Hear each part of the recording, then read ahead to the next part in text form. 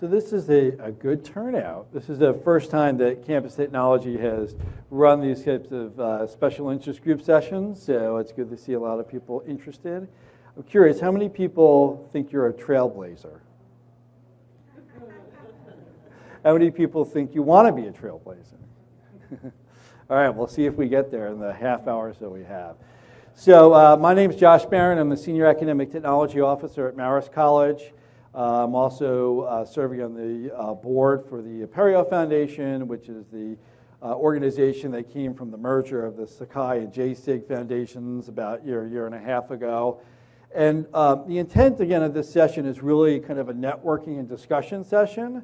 So I'm going to start out with a couple of pretty brief, just kind of opening remarks about trailblazing from my own personal experience and perspective. But my intent is really try to stimulate a dialogue and discussion in the room. So that will be pretty short. So then I'll toss up a bunch of questions. It's a reasonably sized group, so I was going to do some type of just, everybody introduce themselves. I don't think we'll have time for that. So maybe we'll start with some smaller group discussion and then have a larger group discussion. And at the end, if we want to try to stay connected with each other, I have a Google spreadsheet that I'll pull up, and folks who want to put their contact information in there and remain connected with other trailblazers can feel free to do so. So I thought I would start by kind of taking a look at trailblazing in the ed tech sector and what that's looked like over the last several decades. And I'll do that through some pictures. So I don't know how well you can see that from the back of the room, but this is a high-tech lecture hall from the 1960s. Not one, but two televisions are in the room, so a major investment of technology. And it seems to be effective, at least in engagement. We have, I'm sure you can't see it, but the clock on the wall there says it's either 8 a.m. or 8 p.m. Either way, impressive that there's a full auditorium with tons of really well-dressed students in there. So that was maybe some of the early technology in the ed tech sector being introduced. Here's 3 or 4 decades later. So this is the 1990s. We see major change in the technology being used in this space, and this could be a K-12 room or a college lecture hall.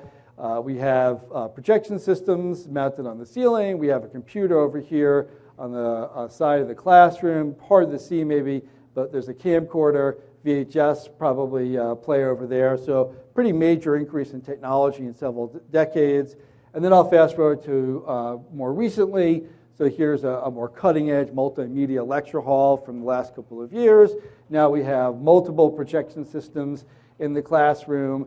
We have multiple screens, I'm guessing probably video conferencing and a bunch of other pretty sophisticated technologies in that space. So obviously over this time period of 4 or 5 decades, we've seen trailblazing happening in terms of the introduction of significant amounts of fairly sophisticated state-of-the-art technologies in our instructional spaces. But let me go back here to the 1960s. I want everybody to take a look at what's not changed in this sequence of photos. So 1960s, 1990s, today. What hasn't changed there? So the fundamental delivery model for education, and obviously I've self-selected a few photos to make my point, because there's obviously pockets of trailblazing happening that's changing that. But I think by and large, a lot of what we're seeing have happened over these decades is what I usually refer to as, and others do too, not my term, automation of education with technology. Now, that's not a criticism. I think automation brings a lot of productivity gains, efficiency gains. The classic example I like to give is the move from transparencies and overhead projectors to PowerPoint. How many people still have some overhead projectors and transparencies? I got 1 or 2, a few. How'd they hide them? See, like, funny picture there, people trying to sneak their overhead projectors into the lecture hall.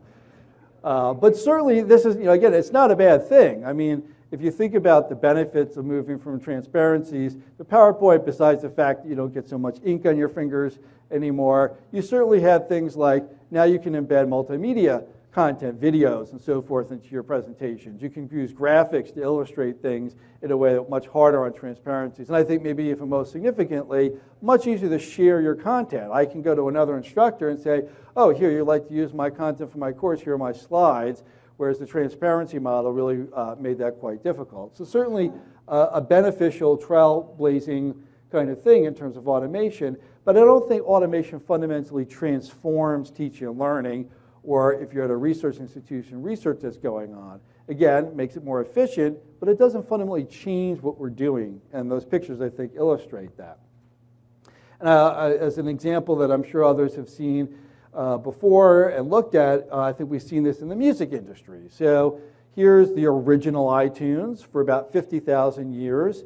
Human beings got their music this way. This is how you downloaded music. You went to a concert and you listened to the music. There was no other way of distributing music other than attending a concert, and that model worked very, very well. And then, boom, we had a huge disruptive technology come on the scene in the late 1800s with the phonograph. Now you could record music. You could then sell those recordings, listen to them at home, radically shifted and fundamentally changed the music industry about 100 plus years ago. Then we saw a bunch of automation technologies come on the scene that made recording and distribution of music easier and more efficient, but the model didn't change. So yes, LP records, major change from the phonograph, but you're still going to a store, you're buying a record, you're going home, playing it on a player, listening to it, and we've seen a bunch of other technologies over the more recent time period also come on the scene to help automate music distribution and listening to music. But of course, then boom, 1990s, you have another big disruptive technology come on the scene, fundamentally kind of radically transform the music industry, obviously that being the internet. Maybe it's not obvious, but that's a picture of the major nodes on the internet. So big transformation in terms of Apple Computer and so forth. And I think as a good benchmark of what happens when a fundamental transformative trailblazing technology comes into an industry, in 2003, Apple Computer, remember, which is a computer company, launched iTunes. And in 5 years, they became the largest distributor of music in the United States. Now they're the largest distributor of music in the world. Anybody want to guess what the second largest one is? It's Walmart, which I found interesting. And just recently, last year, they hit their 25 billionth song that they've sold and downloaded iTunes. So I think just to illustrate how quickly a trailblazing, transformative technology can impact an industry, I like to use that. And you could go through a long list, and there's a Blockbuster, Encyclopedia Britannica, Kodak, many, many industries have experienced this kind of fundamental transformation through technology. So that's my introduction here to get us thinking about trailblazing, what it means to me. Again, I really look for fundamental transformative change that happens with the technology. Again, automation and other forms of change that happen with technology, not a bad thing. But in terms of trailblazing, really new fundamental uses of technology in education, I look for that transformative kind of experience. So since we have now an even larger group, so more people have come in, what I thought we could do is take about 5 minutes or so, and I realize this space is not the best setup for this, but maybe you can just huddle with some of your colleagues next to you and talk a little bit about, and here's some questions you might want to think about trailblazing in the ed tech sector, some of the things that you're doing. Maybe you can exchange some ideas. Maybe you disagree with me, and that's kind of part of why I wanted to start with this. Maybe you have a different kind of way of viewing trailblazing than my kind of approach. You could talk about that. So why don't we take about 5 minutes or so, you can have that conversation, and then we'll have a larger kind of group conversation and then kind of wrap up with how we might stay connected with each other. All right, so I got about 5 to 11, so how about a little after 11, we'll pause and see what you guys come up with, all right? Chat among yourselves. All right. I should have realized that Trailblazers would be chatty. So, I'm a big fan of team-based work in the classroom, and one of my measures is always how loud does the classroom get when I stop talking, and that was a really good level of noise. It also made me glad I didn't spend 30 minutes talking to you guys. So let's just share here a little bit as a group. I'm curious about what you guys focused on in talking. It could be answering and discussing some of these questions. Maybe it was something else that you talked about. And if you don't mind, maybe just saying your name and the institution you're at when you make your comment. That'll help us just get connected up a little bit more. My name is David Mead. I'm the Director of Classroom Technology and Media Services for Tarrant County College in Fort Worth, Texas. We have 5,000 students. One of the things we discussed.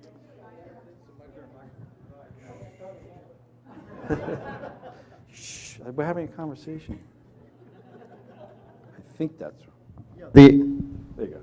The thing I was going to mention is that we had discussed innovative classroom technology, and we have in each of our campuses we put in we call learning studios or experiential classrooms, different technology. But the one thing is right: everybody wants to look at the front of the room. So to me, it's not so much the technology; it's how you adapt it to collaboration and experiential use.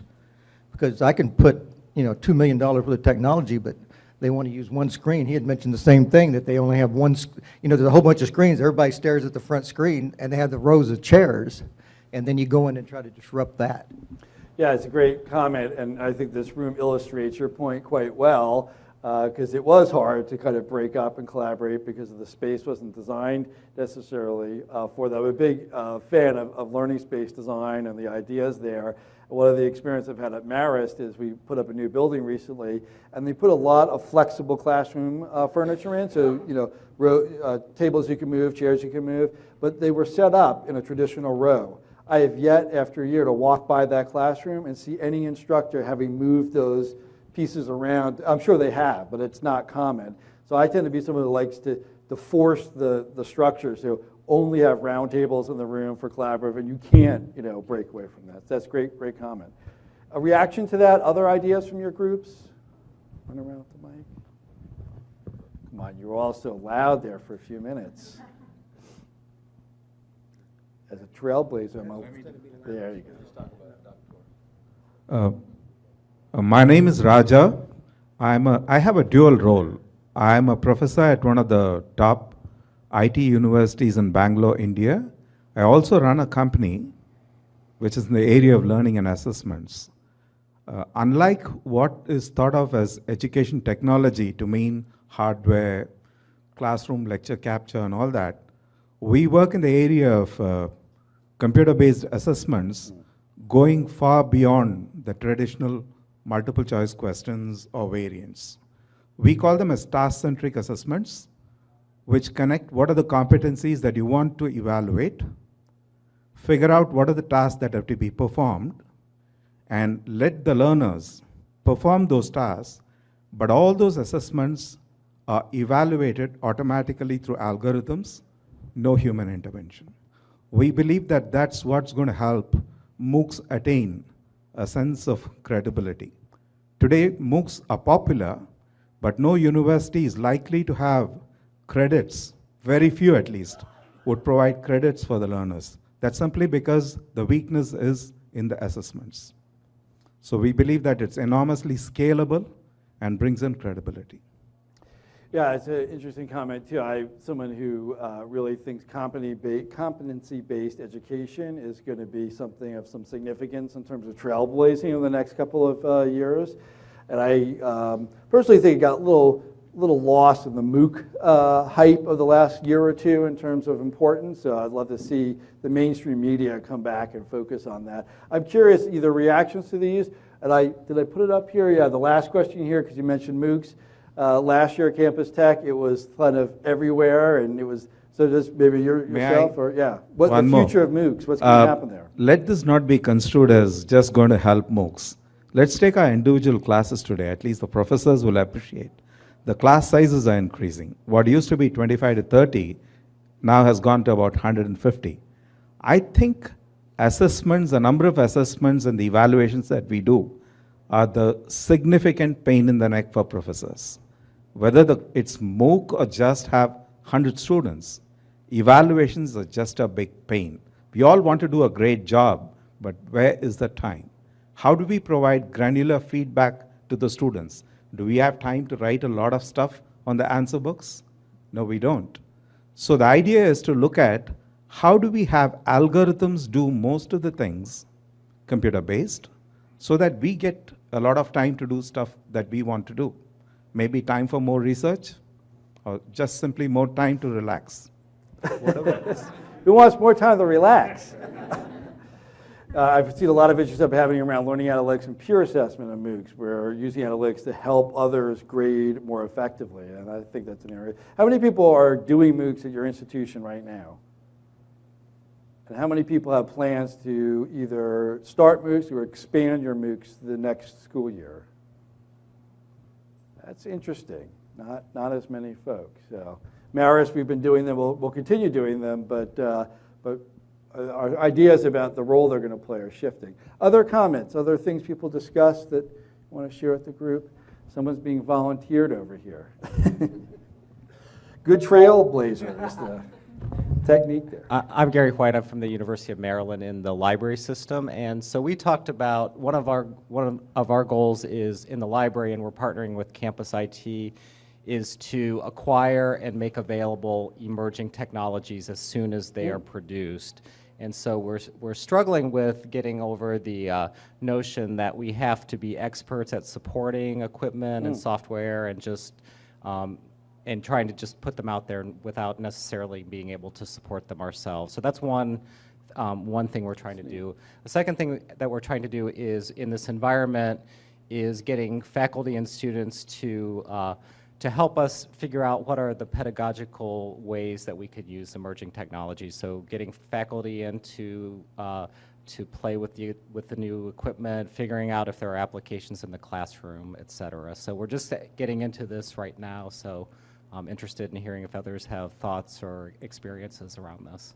That's a great idea. It's something I'd like to do at Maris. What kind of technologies are you thinking of starting with? Well, we currently have 3D printers, scanners. We have vinyl, a lot of makerspace kind of equipment right now. We have some augmented reality software and equipment. We have Google Glass, some robotics equipment, makerspace kits, things like that right That's now. what I mean. How many people are doing 3D printing?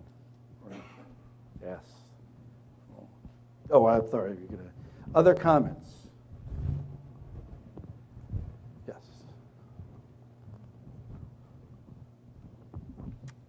Christina Joy from Boston College. So one item we talked about was we're an instructional design and e-teaching services group, and this upcoming fall we're moving to a new center that the university has just established. So it's the Center for Teaching Excellence.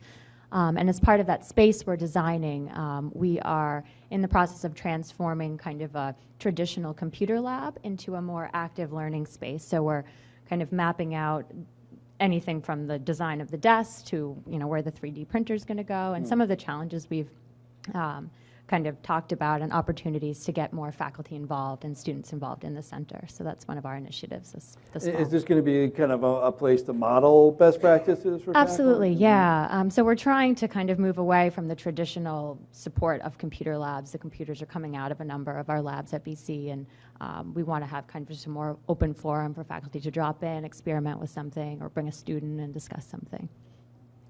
So I think that's, we got a comment in the back here. Yeah.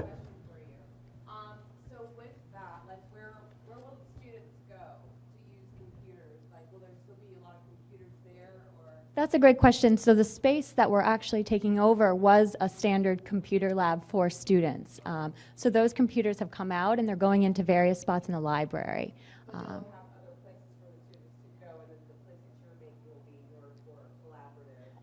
Exactly, yep. So we probably just have time for one more. So I'm curious, what your model there triggered my thoughts around resistance to change. And I always like to have a model where faculty can come and see it and put their hands on it. So how many people deal with resistance to change at your institution?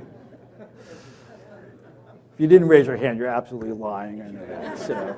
So maybe a last thought or two there on overcoming that resistance or strategies for training, education. Making them into the 21st century. Beat them over the head. My name's Rob, and I work at the Harvard Medical School. And I don't know if we encounter so much resistance to change. I think one of the issues with being out in front is that you have a varying faculty, some younger folks who have grown up with technology, and some people who may be 80 who are still teaching, who have been teaching with, you know, blackboards and chalk and so forth. And so part of that is about, you know, educating folks, here's what you can use. But I think the other side of that is that, and this goes back to instructional design, I don't think, at least in my experience, we've had folks from the faculty involved with us saying, this is what will improve education, or this was what will help, you know, knowledge retention, or this, if we do this with this technology, you know, this is the measured outcome that shows that they learn more effectively, or something to that effect. So I think the idea is that you really need to get ideas from the people who know about education to instruct us in technology as to what they need.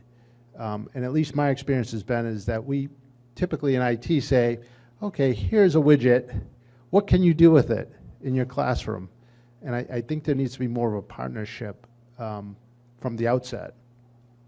Yes, I just have a new dean right behind you, actually.